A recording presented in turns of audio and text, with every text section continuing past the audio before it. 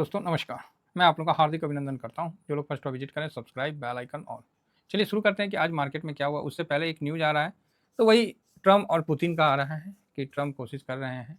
Putin साहब ने भी बोला है कि भैया हम भी तैयार हैं, बस उनकी जो मांगे हैं उनको रिस्पेक्ट दिया जाए और वो काम ना किया जाए। कि पहले तो ये यूक्रेन जो है वो नाटो का सदस्यता को हासिल करने का कोई भी ऐसा काम ना करे, और यही सब अपना टॉकिंग चल रहा है। तो हालांकि पुतिन साहब ने बोला है कि ट्रम्प अपने पावर से कुछ भी करवा सकते हैं, तो वो वही चल रहा है। ठीक है, फिलहाल गिफ्ट निफ्टी देखा जाए तो गिफ्ट निफ्टी में जो तेज़ी है वो 24,834 पे चल रहा है, तो ठीक है कुल मिला के, है ना। तो आज क्या हुआ, आज सारा चीज़ समझने की कोशिश करते हैं, क्या अच्छा है क्या ख़राब है, इस पे हम लोग डिस्कशन करते हैं। भाई साहब आज ना फूफा ने ज़बरदस्त बिकवाली किया है। क्या किया है, बेड़ा गर्क किया है, 10,000 करोड़ का बिकवाली किया है। हालांकि डीआईएस ने भी ज़बरदस्त खरीदारी किया है, तो खरीदारी और बिकवाली का जो चल रहा था ये बढ़िया चला है ना। तो डीआईएस ने भी काफ़ी खरीदारी किया है, 6,738, बट एफआईएस की बिकवाली ज़बरदस्त थी। मतलब एक तरफा बिकवाली एफआईएस ने किया है, और साथ में एफआईएस ने 10,000 इधर बेचा और 4,000 करोड़ स्टॉक फ्यूचर में बेचा, तो 14 हो गया, 16,800 करोड़ के आसपास का बिकवाली, 16,800 करोड़ का बिकवाली आपको यहाँ देखने को मिल रहा है। तो ज़बरदस्त बिकवाली हुई है, इसमें कोई डाउट नहीं है। अब हम आते हैं कि ये बिकवाली क्या मार्केट को ऊपर जाने देगी कि नहीं जाने देगा, क्योंकि हर बार ऐसा देखा गया है ना। तो आइए एक बार हम डिस्कशन करते हैं, और इस डिस्कशन से आपको बहुत अच्छा आइडिया मिल जाएगा, और उसी के लिए मैं बोलूँगा। सबसे पहले आज पब्लिक ने खरीदारी किया है 4.45%।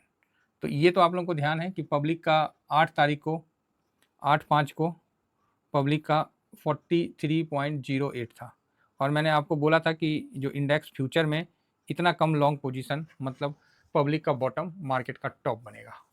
मुझे नहीं पता था कि किस कारण गिरेगा, और एफआईएस उस समय 52% पे मौजूद थे। 8 तारीख को एफआईएस कितना थे, 52% पे थे, 5217 ये थे। और उस समय मैंने बोला था मुझे नहीं पता किस कारण से गिरेगा, लेकिन मार्केट में आएगा, और आता हुआ दिखा भाई। आज एफआईएस का पोजीशन 37.04 है, जो कि 5.27 अच्छा बिकवाली किया है। तो जो एडवांस फूफा लोग होते हैं ना, जैसे आते थे ना, तो एडवांस फूफा लोग बेच दिए। डीआईएस का पोजीशन ये हो गया है, और डीआईएस ने भी 6.54% का 54 या 59% का बिकवाली किया है। ठीक है, और प्रो ने आज 4.34% का खरीदारी किया है। आज जो फ्यूचर पे डीआईएस भी बेचा और एफआईएस भी बेचा, ये भाई साहब अच्छा कंडीशन नहीं है मार्केट के लिए। जो बात है वो हम क्लियर बताएंगे, है ना। हमको कौन चीज़ का मतलब 8/5 को देखिए, डीआईएस का पोजीशन था उस समय 69.10, मतलब 70 के पास, और एफआईएस था 52 और पब्लिक का बॉटम था। मार्केट वहाँ से नीचे आ गया, आया कि नहीं आया, आप बोलिएगा हाँ आया।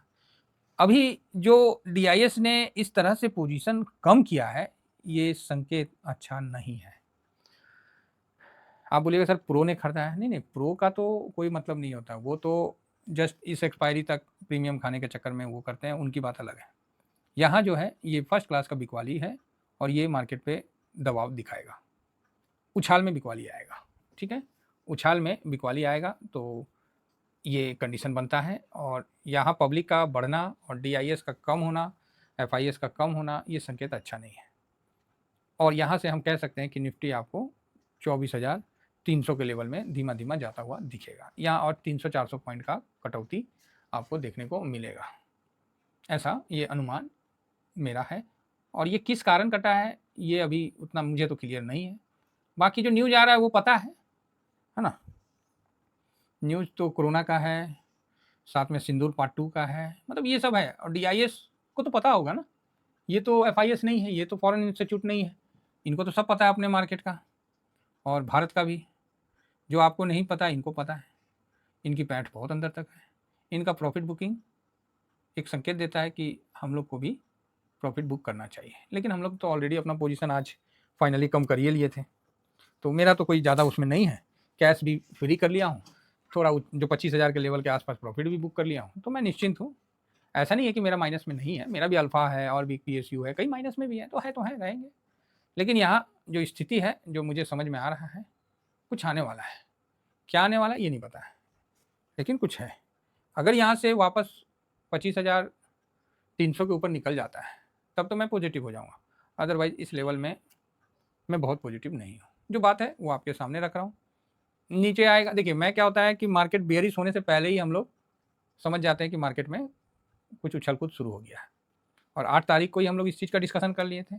8 तारीख को देखा जाए तो निफ्टी का क्या पोजीशन था, 1 मिनट देख लेते हैं। 8-5 का जो क्लोजिंग था, अभी तो है, ज़्यादा दिन भी नहीं हुआ है, 8-5 का ये है ना, 8-5 का ये क्लोजिंग था, और उसके बाद एक निफ्टी ने हाई मारा, 1000 पॉइंट का तेज़ी दिखाया और फिर नीचे आना शुरू हो गया। तो 24,000 के पास से 1000 पॉइंट का तेज़ी उसी दिन नेक्स्ट डे आपको देखने को मिला था, है ना। ये बोल सकते हैं कि ये एक एक्टिविटीज़ थी पैसे वालों की तरफ से, एफआईएस की तरफ से, और यहाँ पर ही फिर वही बिकवाली आपको निकल के सामने आ रहा है। न्यूज़ इसके रिलेटेड कोई भी तगड़ा न्यूज़ नहीं निकल के आया है। तो ये जो तेज़ी थी ये पैसे वालों ने एक बार प्रॉफिट बुक किया है, कर रहे हैं, तो देखने वाली बात है। अब इस जगह मुझे एफआईएस का पुनः डाटा निकाल के एक लेवल तय करना पड़ेगा, क्योंकि ऐसे तो मैं क्या लेवल बता दूँ, कोई लेवल तो ऐसे नहीं बता सकता ना। तो उसके लिए मैं कोशिश करूँगा कि एफआईएस का एक बार डाटा निकालूँ और एक निर्णायक मतलब लेवल का आइडिया लग जाए। तो फिलहाल निफ्टी 683 पे है, ठीक है, ऐसा नहीं है कि बहुत बेच दिया है, लेकिन दोनों बेच दिया है और वो भी 2 दिन से कंटिन्यू बेच रहा है। ये थोड़ा सा मतलब चिंताजनक वाली बात है। तो और एफआईएस और पब्लिक की खरीदारी, पब्लिक नहीं है वो तो क्लाइंट है, क्लाइंट की खरीदारी कहीं ना कहीं ज़्यादा बुलिश मुझे नहीं कर रहा है। तो जब मार्केट घूमेगा तो भी मैं आपको बता दूंगा नीचे से, और ऊपर से जब घूम रहा है तो भी मैं आपको बता दे रहा हूँ। इसका ये मतलब नहीं है कि मेरा लॉन्ग टर्म व्यू कमज़ोर हो गया है, भारत की स्थिति खराब हो गई है, ऐसा कुछ नहीं है, ठीक है, ऐसा कुछ नहीं है, लेकिन ये एक प्रॉफिट बुकिंग ही देखा जा रहा है। अब इसके बाद कोई बड़ा न्यूज़ निकल के आता है तो एक अलग बात है, ठीक है, अदरवाइज इसको एक प्रॉफिट बुकिंग ही देखा जाए मेरे हिसाब से। अभी तक ज़बरदस्ती न्यूज़ को प्रधानता नहीं दिया जाए किसी भी न्यूज़ को, ये एक सिंपल प्रॉफिट बुकिंग अभी तक तो दिख रहा है।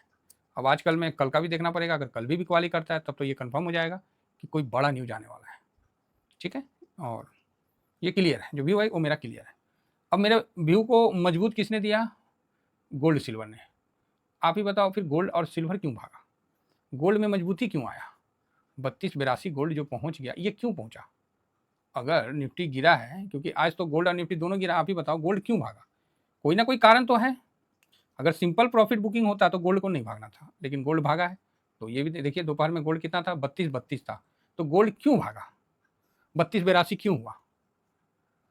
फ्यूचर में 32-32 था, चलो 32-40 रहता तो भी हम बोलते कि नहीं प्रॉफिट बुकिंग है, लेकिन अचानक से ये 32-82 क्यों हुआ, ये भी एक क्वेश्चन बनता है। बात समझ देखिए मार्केट में कैसे क्वेश्चन बनता है। और अब आप बोलोगे सर तो यहाँ शॉर्ट कर दें, तो मैं इसके लिए तो हाँ ना में तो नहीं बोलूँगा, है ना, क्योंकि मैं इंट्राडे करता नहीं, वरना मैं किसी को सलाह देता हूँ कि इंट्राडे करिए, क्या पता कोई पॉजिटिव खबर आ जाए फिर से उस तरह का मूव आ जाए, या हो सकता है कि 1000 पॉइंट की तेज़ी हुई थी तो एफआईएस एक जनरली अपना प्रॉफिट बुक कर रहे हैं थोड़ा सा आने वाले समय को देख के, या हो सकता है कि वो अमेरिका की तरफ मूव कर रहे हैं या चाइना की तरफ भी मूव कर सकते हैं, क्योंकि चाइना ने रेट कट किया है, ये एक पॉजिटिव खबर है। रेट कट स्टिमुलस पैकेज देना उतना मजबूत नहीं होता है, रेट कट करना एक बहुत इंपॉर्टेंट चीज़ होता है। तो चाइना का रेट कट के कारण हो सकता है कि एफआईएस चाइना की तरफ जा रहे हो या फिर यूएस में जा रहे हो। जाना तो ठीक है, लेकिन फिर गोल्ड का भागना क्यों, ये भी एक पॉइंट है। तो ये सब थोड़ा सा, और गोल्ड को यहाँ से फिर नीचे आने में प्रॉब्लम करेगा, ठीक है। तो ये बात क्लियर है सर, और मैं किसी भी न्यूज़ को प्रधानता ना देके अपने डाटा को ही प्रधानता देता हूँ। और मैंने आपको बोला था कि भाई आगे धुंध है, धुंध का फोटो भी लगाया था, कोहरा का फोटो भी लगाया था, फॉग का फोटो भी लगाया था। मैं बोला आगे धुंध है, क्लियरिटी नहीं है, साफ बताया था 25,100 पे निफ्टी था, और मैंने आपको बोला था कि भाई यहाँ धुंध है, क्लियरिटी नहीं है, तो ध्यान से। नीचे आ गया, तो अभी ये नेक्स्ट क्वेश्चन है सर अभी और नीचे आ सकता है, तो हाँ, और अगर 200-400-500 पॉइंट नीचे आ जाता है तो कोई खराबी नहीं है। तो अगर एक बार निफ्टी थोड़ा नीचे आ जाता है तो हम लोग के लिए बढ़िया रहेगा कि फिर से एंट्री करने का एक बनेगा। बाकी लॉन्ग टर्म में तो एंट्री है ही है, ठीक है। तो ये जो बढ़ना मेरे जो आशंका है उसको मजबूत देता है। डॉलर इंडेक्स ये भी कम मतलब वहीं का वहीं है, 110 के पास है, तो ये भी एक बात है। दूसरा गिफ्ट निफ्टी अभी आपको प्लस दिख रहा है, 800 समथिंग दिख रहा है, तो अच्छा है। अगर 800 के ऊपर निकल के कल ट्रेड होता है, क्लोजिंग देता है तो अच्छा है, तब समझ जाएंगे कि एक प्रॉफिट बुकिंग था। जो बात है साहब बिल्कुल क्लियर करने का है झूठ मूठ का किसी को भी किसी भी प्रकार के लफड़े में नहीं फंसाने का है। नेस्डेक गैप डाउन होता है, बाद में ये गैप अप मतलब गैप डाउन होता है और धीरे धीरे धीरे अपने सारे कमजोरी को समाप्त कर देता है। सेम दाव का भी है, S&P 500 भी डाउन हुआ, फिर धीरे धीरे मजबूती में आ जाता है।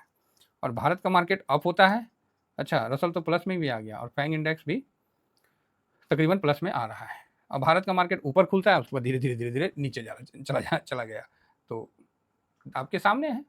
ब्रेंट भी ठीक है, 65 के आसपास है, थोड़ा सा प्लस हुआ है। और यूएस का जो बॉन्ड यील्ड है 4.48 था कल, आज देखते हैं कितना है। और इसी कारण मैंने मफांग पे 50% प्रॉफिट बुक किया था क्योंकि 5 था, तो आज भी वहीं का वहीं बना हुआ है। तो यूएस के लिए भी बहुत अच्छी नहीं है ना। तो इसका ऊपर जाना मुझे लग रहा है कि तय है, ऐसा मेरा अनुमान है। बाकी एडीआर देख लेते हैं एक बार। ऐसे तो एडीआर का ज़्यादा फर्क पड़ता नहीं, फिर भी तो बैंक में इंफोसिस हल्का माइनस है, बैंक 1% के आसपास ICICI है, और HDFC 1.25% के आसपास माइनस है, और रिलायंस भी 1.34 माइनस है। तो इस प्रकार की जो माइनस है, तो ये कहीं ना कहीं हमारे मार्केट को कमज़ोर करने का पूरा दिख रहा है कि कमज़ोर हो सकता है हम लोग का मार्केट। साथ में थोड़ा सा हम देख लेते हैं कि इंडिया का जो एक्सपोर्ट नहीं, फॉरेन रिजर्व जो है उसका भी डाटा आने वाला है, तो 23 तारीख को आने वाला है। ठीक है, तो अभी समय है, तो देखते हैं। ठीक है, तो यही है दोस्तों, अभी भी पूरी क्लियरिटी नहीं हुई है। अगर थोड़ा सा नीचे आता है तो हम लोग को आराम से रहना है, अपना अपना कैश हम लोग के पास है, ये है टेंशन कौन चीज़ का है। ठीक है, तो कल हम लोग का पोर्टफोलियो माइनस नहीं रहेगा उतना जितना कि आज था। आज तो दोनों गिरा ना, इक्विटी भी गिरा, कमोडिटी भी गिरा, और इसलिए मैंने SIP किया। कल अगर फिर दोनों गिरेगा फिर मैं SIP करूँगा, ये बात तो क्लियर है। ठीक है, तो कुल मिला के बहुत अच्छा है। और जो लोग टेलीग्राम नहीं है तो टेलीग्राम ज्वाइन कर लीजिए। इसमें यथासंभव मैं जितना होता है आपके साथ डिस्कस करता हूँ, और हम लोग समय समय पर प्रॉफिट बुक करके अपना प्रिंसिपल को सेव करते हैं और कंपाउंडिंग का ज़्यादा बेनिफिट लेते हैं। बाकी ये फ्री टेलीग्राम है, ये स्विंग है, ये शॉर्ट स्विंग है। तो स्विंग और शॉर्ट स्विंग में हम जो करते हैं वो ड्यूरिंग मार्केट में आपको सामने रख देते हैं। करना नहीं करना ये आप पे डिपेंड है। ठीक है, फिलहाल इतना ही कहकर अपनी वाणी को विराम देता हूँ। Thank you very much. जय हिंद, जय भारत।